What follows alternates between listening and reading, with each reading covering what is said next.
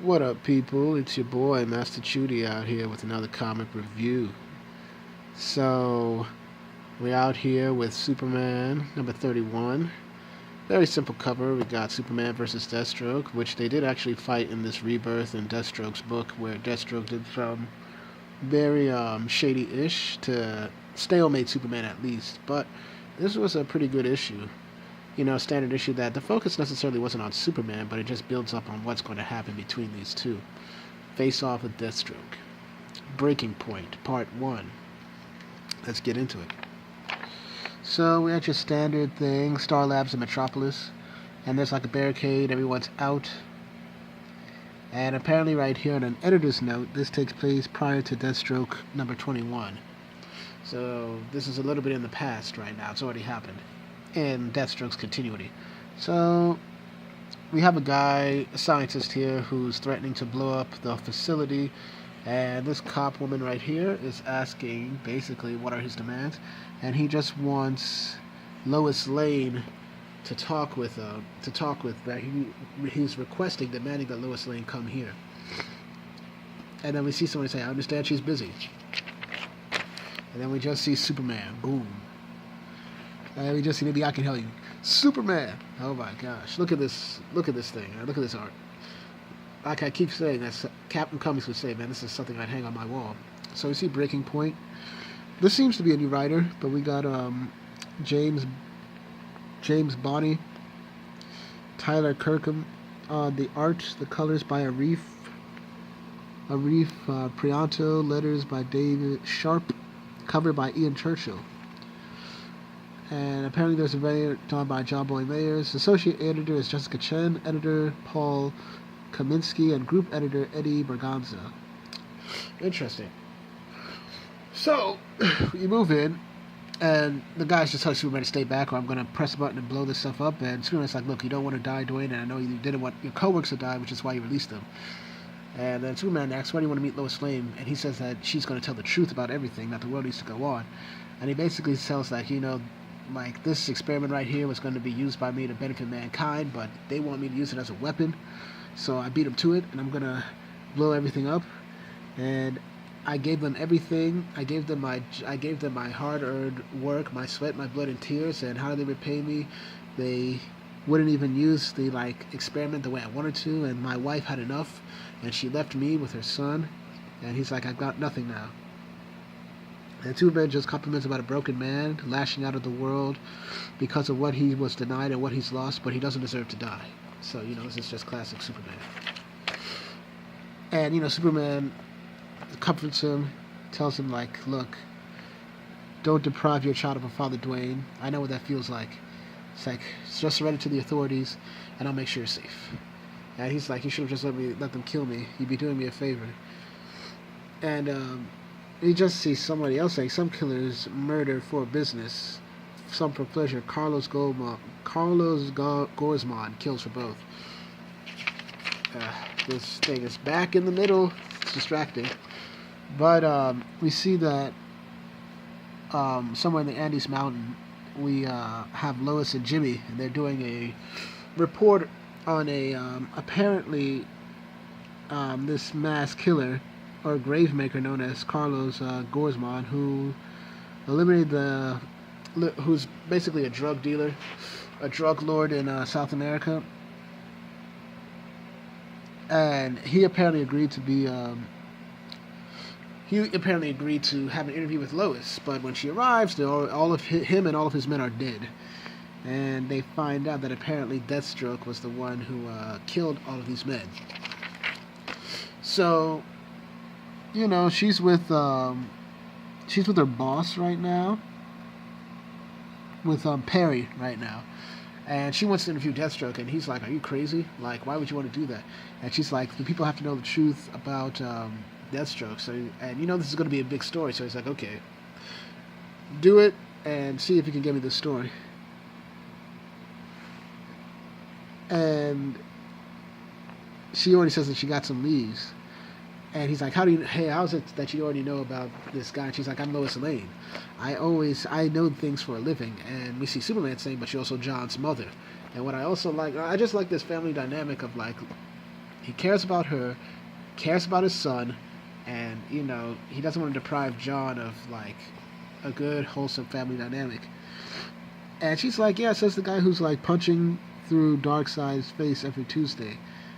She's like, I'm John's mom, and I have a career, Clark. These two aren't opposing forces, and they can coexist. And that's true. And Clark is like, look, you're putting your life in danger. I fought Deathstroke, and he's no joke. And she's like, look, Clark, the world needs to know about him and what he is about. And he's like, okay, can I at least come with you? And she's like, oh yeah, that's good. You right to me would not lead Deathstroke to me. So he's like, so Clark is like acquiesces and says like, okay, as a final request to me, will you just take this new taser that Star Labs provided, just to protect yourself, promising that you won't hesitate to use it if you're in danger? And she like promises. And she talks about, tracking down a story, always making means taking a journey. Sometimes it's not the journey you intend to take. So this does a good job into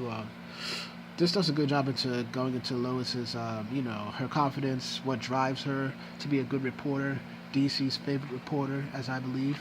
DC's probably best reporter, obviously.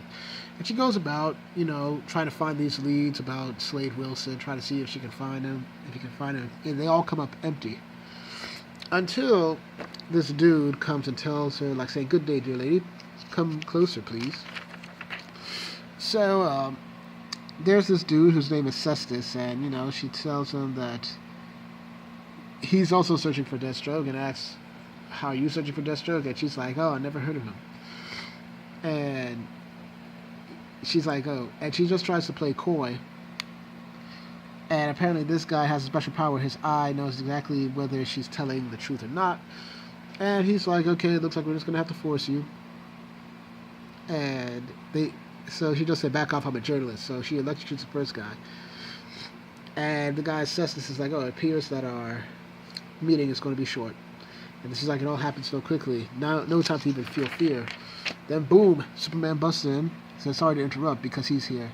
And as if he had been watching over my soldiers the whole time. So Superman goes in and takes out the opposition. And Lois is relieved at first, but then she doesn't seem pleased about it. Because she's like, man, I can handle myself. This is my own story. And she's like asking Clark, what are you doing here? Were you following me? It's like, I wasn't following you. Apparently the stun gun or the taser that Clark gave her had a beacon. And she's like, okay, that was sweet, I guess, but I'm trying to do a job here. And he's like, you were in danger. I was handling the situation fine. Please go. I'll be back as soon as I finish. And he's like, okay, be careful, Lois. And she's like, I know he loves me, but sometimes I gotta do these things on my own. Back to business at hand. And she's like, those men in the alleyway were looking for Deathstroke. It means my leads were solid. He must be here somewhere. And then we see Lois Lane, world famous reporter, Slade Wilson. And then we get this brilliant looking badassery shot of Deathstroke and Lois Lane. This is another portrait shot right here. Another portrait shot. You just see Lois coming in, with Deathstroke.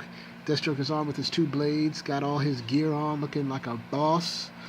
So he asks why he's looking for her, and he wants to interview him for the Daily Planet, which he's very skeptical, of course.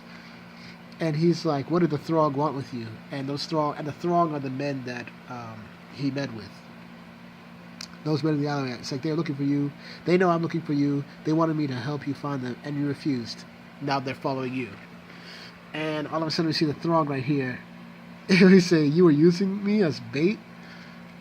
And so that's classic Deathstroke.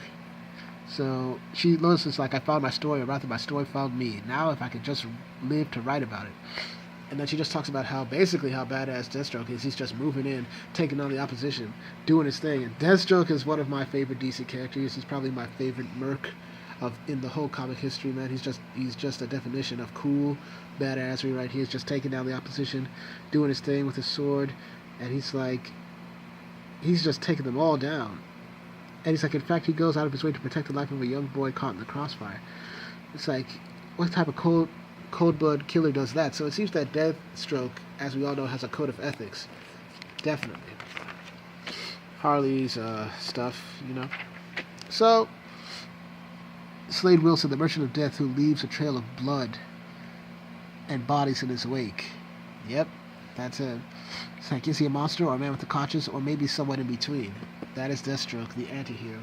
And then, of course, Lois warns him about Cestus ready to shoot an arrow at him. Deathstroke blocks it, and Cestus disappears, and she's like, he vanishes, and yeah, he does that, and Deathstroke suggests that they find cover. So they're holed up in this tower, and Lois begins to just talk with him, basically. And she asks if if he ever gets tired of killing. And he asks, "That's your profession, to kill him?" All right. And then he asks the question, "Why are you really here?" And it's like, "I told you to do it. I want to interview with you." So he's like, "Oh, okay, I guess." So Lois asks the question, "Do you enjoy killing?" Emotion usually doesn't enter into it. And then we just see like a history of his targets, who he's killed, and everybody like that. And Lois just asks you, and then Desert says, unless it's an act of vengeance, something personal. So usually it's cold-blooded. It's almost routine. Muscle memory, memory kicks in sometimes. It's over so quickly that time itself seems to speed up. And then you catch a glimpse of the eyes with the look of death, and time slows until it almost stops, and you see your own death staring back at you, and you look away. Then Lois asks, do you recall the face of everyone you've killed? And he says, not all faces, but I remember how they died.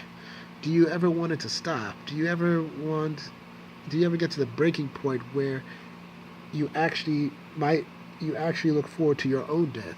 And then Deathstroke gives like a pretty solid response, which I think describes him pretty well. He says, like, I've seen enough death to not desire it for myself, but when it finally does come, I'll go out fighting. That's Deathstroke. And then he says, those men you killed in Bolivia, was that a job or vengeance? And he's like, I think that's enough questions from you. So he's like, yeah, let's not get into my business. And then Deathstroke asks, but I do have a question for you. And he asks, like, Superman, basically, does Superman love her?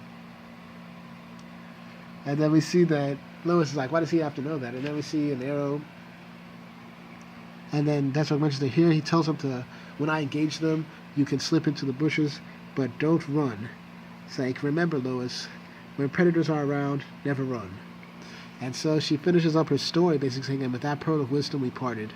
The last time I laid eyes on Deathstroke, he was lunging into battle, badly outnumbered. This is how Slade Wilson lives his life, delivering death, a flesh and blood grim reaper, and he won't stop until that inevitable day of reckoning when the Terminator finally meets the same fate as many of his victims. Beautiful writing, actually, from a star reporter, that is Lois Lane. And of course, Perry is pleased. And he's so pleased, he's like, I'm positively good. He's like, take the weekend off. Bam. And Perry's like, what about this Deathstroke? And he's like, what do you mean? He's like, do you think he'll be happy about what you wrote? It's like, and she's like, I wrote the truth. Well, let's hope he can handle the truth. So he's worried. Clark calls in, glad that she's safe and sound. And, Clark is like, John can't wait to give you a hug, neither can I. It's like, now that the story's finished, I'm all yours. I'll catch a cab and I'll be home in 20 minutes. And Clark is like, I don't think I can wait 20 minutes. I could be there before you know it. It's like, that's very tempting. And then we see somebody in the shadows say, hello, Lois. It's like, oh, it's you. Lois? It's like, what are you doing here in Metropolis? And then we see, I'm here to do a job. Lois? It's like, Lois, get out of there. So Clark is worried. He's like, oh, he knows. And then we see another fantastic shot of Deathstroke, man. Gosh, man. The art in this book was just fantastic. And he's like, I'm afraid it's you, Lois. You are the job. And so Clark tells her to run, and he just unloads one bullet, and who knows what happened. And says the next shot, heard around the planet. And that's the end. Good picture, man. Might be the thumbnail. Something, I don't know. There's so many good pictures for you for thumbnails if I can find them. Woo! Superman has been very, very, very good. Has been fantastic. The run has been great. Deathstroke was just usual badass self. You know, we got to focus on Lois and Deathstroke really interact, and I think that's good. Lois shows why she is a very capable character herself, going into danger, trying to get the story. It's what Lois does, and I think it's what reminds me of the animated series Lois, just like that. So, once again, I thank y'all for watching this video. Please like, share, and subscribe, and hit the notifications to be notified of more future videos. Once again, I do these reviews for you, the people, because I want to get my views out to you so we can discuss, hear your critiques, whether you agree with my review or not, and what you think. This book, I give it a 9 out of 10, It's fantastic. So, once again, thank y'all for watching, and I'll see y'all later.